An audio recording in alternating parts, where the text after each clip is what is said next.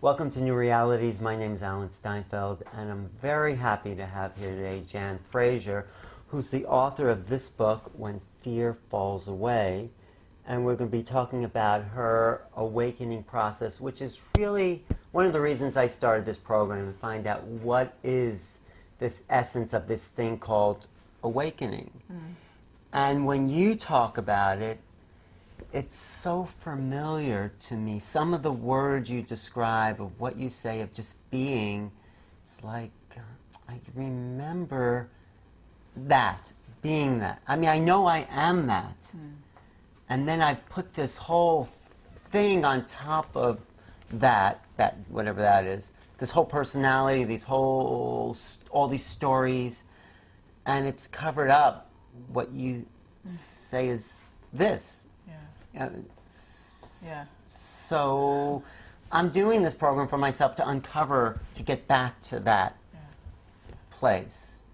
How can I do that? Well, one thing is to see how that, what all has covered it up, to see how that is made, to see it when it's functioning. And because the other is there, but it's also very quiet and ordinary. There's nothing really extraordinary about this awakeness. Right, that's what I like about you. We kind of like it to be extreme blissful experience, but it isn't always that. It's actually very quiet, and there's not a lot of drama to it. So because our ordinary lives are very busy and have a lot of drama, it's easy to completely miss that other thing that's there. So if we can kind of get a read on how the drama operates, we know then that we're not that. The way to know what we deeply are is to deeply know what we're not. So. Yeah.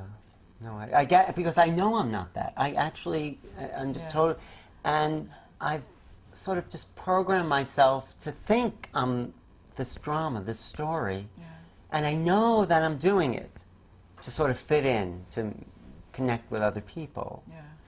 And you're giving me permission, in a sense, to just drop the whole thing. Or at least to see that it's operating. I mean, we can't decide to drop it. But if we're willing to really see when it's operating, eventually it will drop itself. Yeah, well, and this is like the whole search for enlightenment, and it's like something happened to you, and it's this awakening, but so many teachers I talk to say they don't like to use the E word, the enlightened. They don't like to say they have an enlightened experience, because then it's like they think it's their ego, and you don't have a problem with that. Well, I mean, because we have to talk about it in some way, you know, language is handy in some way. But it isn't that a person gets enlightened, it's that a person discovers what has always been their nature. So, you know. I know what you're saying, and I know it's my nature. I know.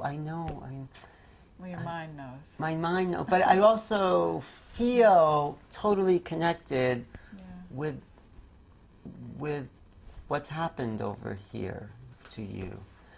But something did happen that you have changed everything about how you are in the world. You don't have to say, you could go through the story, but how are you different now in this awakened state than you were before? I mean, what's different inside? The significant thing is there's a disconnect between how I am inside and what's going on in my life. Before, I thought they were fused, and that the causal relationship between what was going on in my life and how I was inside was something that I had no control over, no say. So now, the way that I am inside is consistent regardless of what's going on. That's the experiential difference. I see. I'm getting that, because I'm still like reacting to the dramas of the outside and pulling it inside, and then thinking I'm that somehow. So if you were to help me like wake up in this moment, what would you suggest? Bring all your awareness to whatever this moment apparently holds. The physical, the literal, the fact that we're having this conversation, the fact that you're sitting and you're physical and you're breathing and nodding your head and people are listening. I mean, to bring the awareness fully to the moment is to be awake. I mean, which is why it's very much less complicated than we want it to be. So I'm awake now, right? Yes, I pinch myself to see if I'm awake. Yeah. No, but I get that. Okay, here. And then the next moment comes, and do it again. And you can't plan for it. And because you do it one moment doesn't mean that the next moment is going to be all set. Right. It's the whole thing of when the moment is gone, really let it be gone. Don't hold on. Oh, I was just enlightened 2 seconds ago. Yeah. No. Okay. And even labeling it, even naming it, it's, Right. we're no longer really it at that moment. So if I'm right here, right now, with you, that's awake. If that's where your attention is. I still have this like it's like a sound in the back, like a radio playing in the background. It's like no, this is it's like I can be here. We are here, But I get this like thing going on that I just want to say, be quiet. Can't you see I'm trying to be present? So some of the attention is somewhere else. Yeah. It's a question of all of the attention. The momentum of the mind and who we think of ourselves as being is ferocious. Yes. So that's what you're seeing and hearing, that it wants to say, come on, Alan, let's keep this whole thing going. So Right. it doesn't want to. We can't expect the ego to want to die. It's the we ego. shouldn't be surprised. It's the ego, and it's the mind. I don't. Yeah, maybe it's the ego. People have called it that. I just feel it's like this droning. Like sometimes I go to sleep to the radio. And you wake up and it's been playing while you slept. Exactly. And it's still playing. I just want to. So yeah, okay. So you're saying it's the ego, it's the mind, and Call it whatever. does it ever? Is yours shut off? It doesn't run on its own. So you're quiet inside. Yeah, unless I try to think about something. Right. So Yeah. that was the disconnect from you. You found the switch, sort of. Well, the switch found itself. I really didn't do anything, which is why when people say they don't want to talk about the E word, I Yes. don't have any sense of having brought it about myself at all. Uh-huh. So the thing is, if you notice the droning, and it's a wonderful word for it, it's like the Muzak in the elevator. Right. The only thing to do in that moment, your attention is there, you're discovering that the droning is there, just bring your attention to it. When you do that, that larger being that you are fundamentally has just shown up, or you've just become aware of it. Because when it's watching you, notice the droning. The one who's noticing the droning isn't of that constructed self. That's all you can do in that moment. We want a bigger project. Yeah. We want to get rid of it long term, but Yeah. that's not what awakeness is. So you're saying, okay, so I'm present, and I'm present with that thing also. Yeah. Oh. Yeah. That makes it easier. Yeah. It's all we can do, but it's doable. It's always doable. So I can include that, and as I'm talking and including that and being present, actually that thing gets a little quieter. Oh, yeah. Yeah. You're not resisting it. Ah. That's the whole key. Oh. There's nothing about the present moment that should or can be excluded from attention. Yeah, I get that. We So would it's like it to be, though. right, because that was what I thought the literature said. The instructions said. But as you say that and include that, then I do find myself more here. Yeah. And it is simple. It's very. So where did this whole spirituality thing come in? How did that happen? Why did someone say this is? It's just. It's so strange. People confuse. I think part of it is we have a tendency to confuse how we want to be or how we imagine it will be if we ever wake up Right. with how to get there. So we think if the mind is very busy, if I want to become awake, the thing for me to do is to notice that my mind is busy and quiet it. But that doesn't work. Right. Right. So I think the things about spirituality, the ideas that we have that the mind will be quiet and will be at peace and we won't be reactive and all that, those things are all true, but those are the outcome, not the ways to get there. The way to get there is to be in the moment in its fullness, whatever the moment holds, including anguish, terrible fear, mental activity, anger. Just say, okay, this is it. This is what I'm feeling. This is what's in the moment. Don't resist anything. ever. Mm. Yeah, no, as you're saying, I'm realizing maybe what they thought was spiritual, or people, is when you get there, you've talked about how something in you expands to include everything. Can you talk about that? Can you tell people what that experience is? Because I think, do you know what I'm saying? The sense of self enlarging? Yeah, I think that's so interesting. Yeah, okay.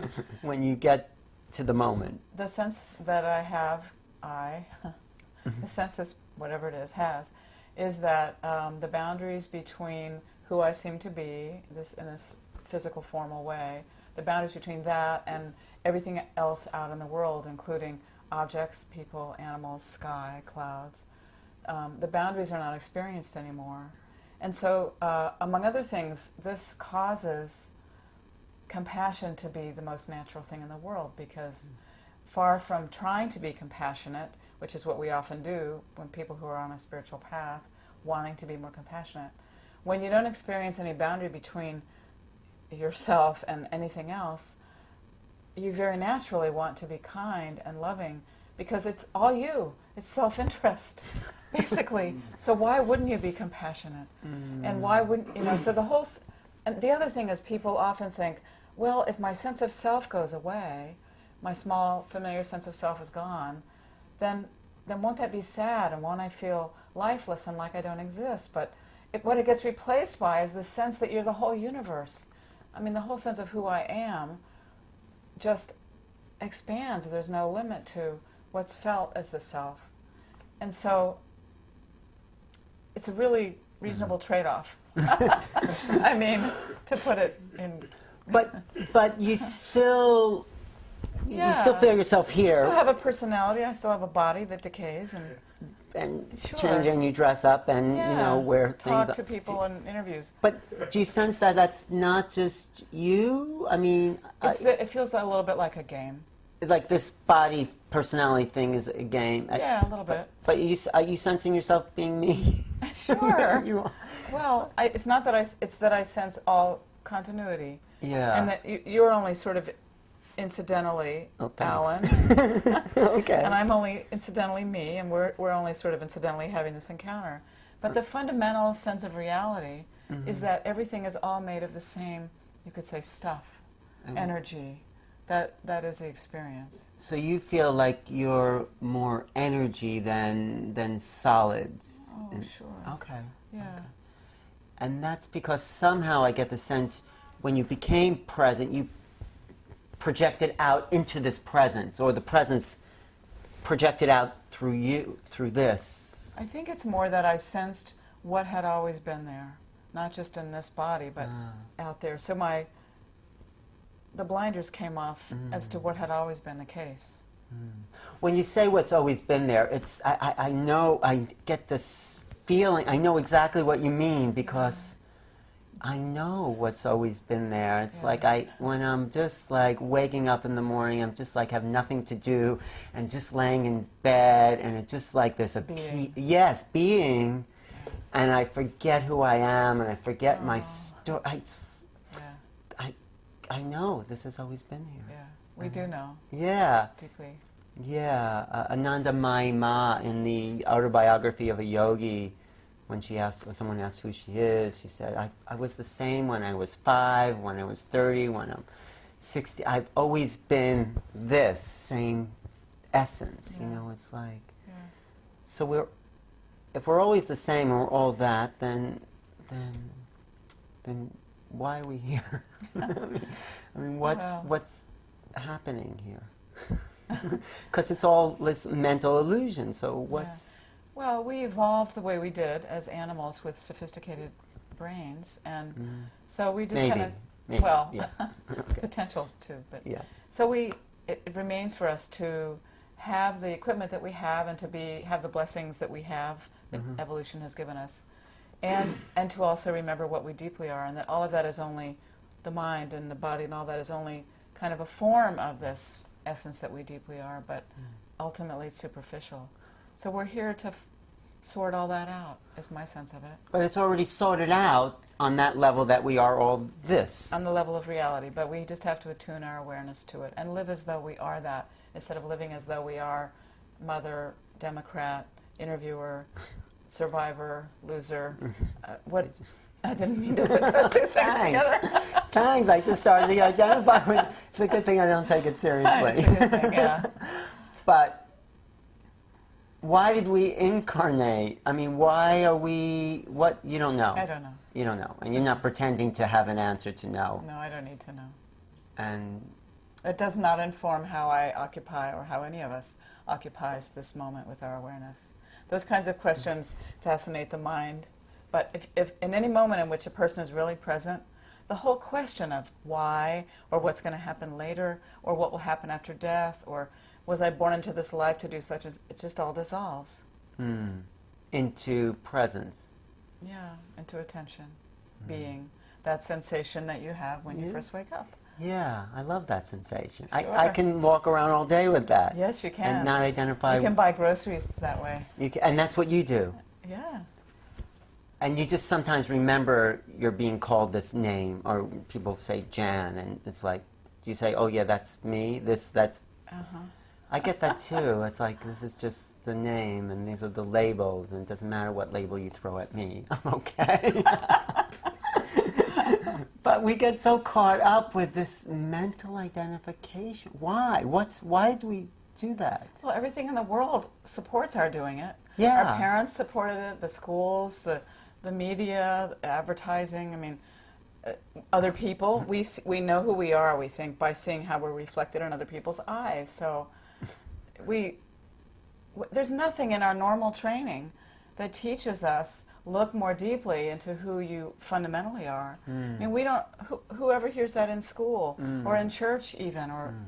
But we are hearing it more these days Yes. because people like Eckhart Tolle, Byron Katie. Yes, but And- not as children. No, not in our as formative children. years, we don't hear it, even though children deeply know. Right, and it is what these spiritual teachers like Jesus and Buddha actually have said. Jesus said this, you are that, right? I am that. And it's, so these teachings that then get corrupted or distorted through interpretation as opposed to just, this is the essence of the truth. Yeah. They get made into dogma. Yeah. Yeah. And people believe the dogma, and yet here we are Yeah. talking in you. Yeah. So there's really, in a sense, nothing to say. Really, yes.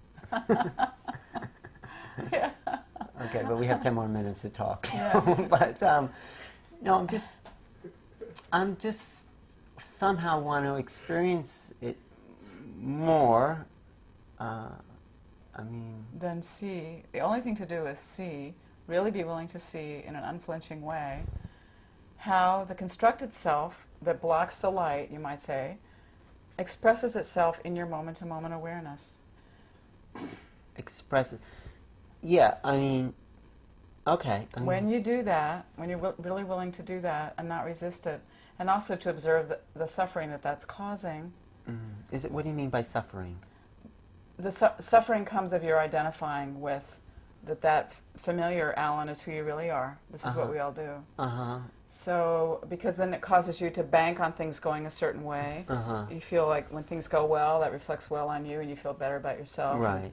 I don't know if this is what you No, do. it but is this true. Is what we do. It is what I do. And so on. So when we're willing to really see that, then we can notice in the moment, which is where everything happens, it's the only place, we can notice, oh, this is how my identity gets formed and sustained. And the more we see that, the more when we see this, it's happening in the present. The larger sense of who we are, or what we are, is there in that moment. And so then we get to feel our largeness just by seeing what's going on right now. And then sort of behind, off in the wings somewhere, beyond beyond our reach of controlling, the substantial nature of the constructed self begins to get insubstantial. Just because we see it, just because we're really looking at it. But, okay, I think I get, but I think you went too fast in a way because I'm trying to just, so when we have good things said about us, I feel good. So, and then when we have bad things, like, someone says something to me and it's like, that's what causes the pain. But I'm trying to make up for that by having people say good things about me, or me Yes. saying good things about myself. Right. And that feels good. I want the people just to say good things. Yeah, you just want the bad stuff to stop. Yes, yes. And isn't that okay? I want to feel good. I don't want to feel bad. It's a normal human response, but Yeah. it's important to see that it's only taking place on the level of the familiar self. Yeah, but it feels good for people to say good things, Yes. and feels bad. So I don't want to suffer, but I want to feel good. Yes. So how do I get... So you're saying let go of even wanting to feel good. Yes, except you can't really let go of it, but what you can do is see how good it feels when it happens. When you let go of feeling good, you can see it feels better? No, when somebody compliments you or you know you've done a really good Yeah. job and you feel this, just notice, say, oh, look how that's making me feel. And That's and, all. and don't okay. Nothing more. And if somebody says something negative, and look how bad that makes me feel. Yeah, look how susceptible I am. Yeah. Take the attention off of the thing the person said Yes. and put it into here, into how this is making me feel. Right. Oh, look at that. And just see it. That's all. But so when I see it now, so I see it and feel bad. Yeah. That's not making me feel any better. Feeling bad, feeling that. The feeling better part has the eyes on the future. If you're really staying with this exact moment, Yeah. with the real emotion as it's being felt right now, Right. that's really different from thinking, okay, I want to feel better, or gee, I hope that never happens again, or just stay with it, feel the depth of how bad it feels, and Right. see it. Okay, That's so we'll go all. back to that moment where you said that to me. No, but that feels, I can feel that because because it's always the negative stuff that we had done, whether anyone's really intending, it's like, okay, that stays there, and then, so I'm just with that. The bad feeling will actually last longer if we don't fully surrender to it, ironically. We don't want to fully feel it because we don't want it to last. We want Right. to feel better. And So it's counterintuitive, So just let yourself feel what it is, Yeah. and then, and that's all.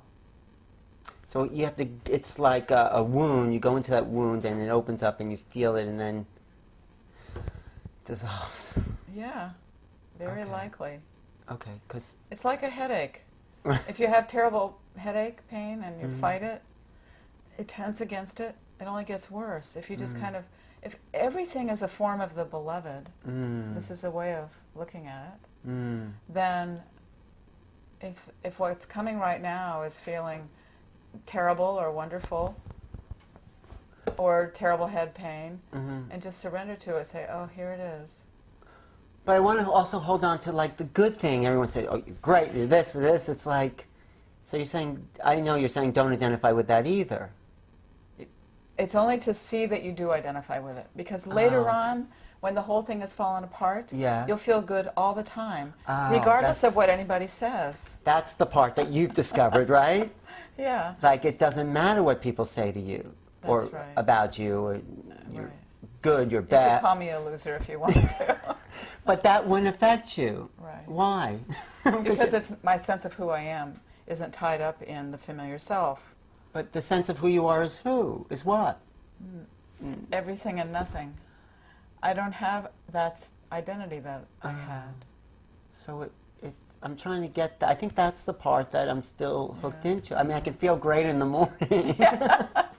But throughout the day, as the, strings and arrows of outrageous fortune hit you, it's like, so say that part again. I'm almost getting it.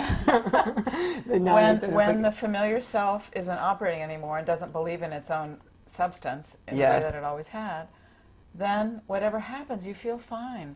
Because your sense of you isn't tied up in the outer anymore. I think I still have a sense of me. I do, and I also know I'm not that, but I think the sense has gotten so overlaid, like a Band-Aid on the skin. You think it's you, sort of. It's like, I guess ripping that off is the ego death, right? It's like pulling that, But it will gently dismantle itself. If how? If in the moment that some part of the familiar self is manifesting, you'll see it and fully surrender to it. Feel the feeling of it. Some part of the familiar self, this thing that's always been with us. So I like what go ahead. What were The you one gonna that's susceptible to what's going, To the slings pain. and arrows. Yes. Yeah. So I like what you said, though. This has always been there. This essential you has always been. Even you didn't realize it was there before you woke up, but you realized it was always there after you. Yeah. It's How's deeply that- familiar. It was. Deeply familiar. Yeah. Yeah. I mean, I'm trying to get what you got there. Because you got something. Because if it doesn't bother you what people say, I mean, I think maybe that's my biggest problem. It bothered me a lot before. It did. So the change is noticeable to me. It bothered you a lot, and then Enormously. suddenly it didn't. Yeah. It was a Because- driving force in my life. What people said about you. Yeah. And then suddenly, what happened? Though, what was that switch? I think my sense of self Yeah. went away. And so when somebody said something, they weren't saying it about who I felt like I was anymore. And it went away because of what happened internally. I know you probably said this, but we'll go. Yeah. Because I stopped identifying with my outer self anymore. And how did you do? You don't mind me. How did you do that again? I didn't do it. See, just that's I grace. think I suffered enough that suffering was sick of itself. This is all I know what to make of it. Suffering. We finally said, okay, have I suffered enough? We want to know we want to see how did it happen for somebody else, so then we can turn around and replicate it. But Right. we all have our own. Whatever's going to happen for each of us has its own wisdom and inevitable course of action. So I get the sense you really went into your suffering. You really, really identified with the suffering, and then Oh yes. suddenly, wow, Something in me got that it was optional, wow, and I'd never gotten that before. wow. But I wasn't conscious of any of this. And then something woke up. Yeah. Wow. Thank you, Jen. I'm going to have to watch this tape a couple of times and maybe stop identifying. But thank you. Thank you, Alan. Because as you're talking, I think things are like cracking through the identity of who I think I am. And I feel like what you're saying is me saying it to myself. And, yeah. Yeah. Thanks. So it is. Thanks for your work. Thank you. Yeah. It's Alan Steinfeld. Or maybe. But thank you for watching. See you next time.